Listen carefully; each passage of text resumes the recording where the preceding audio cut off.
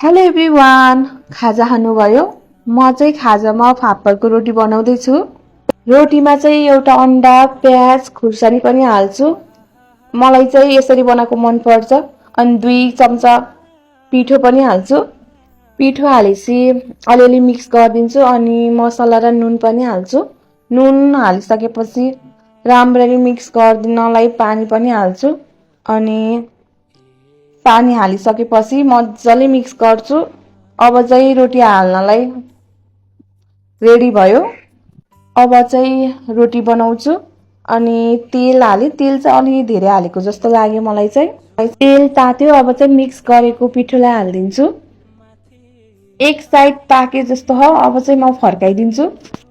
फर्काउन कोसिस गर्दैछु म चाहिँ। फर्काए। तेल एकदम ठिक्क भएको रहेछ, राम्ररी पाकिसक्यो, एकदम मिठो भएको थियो।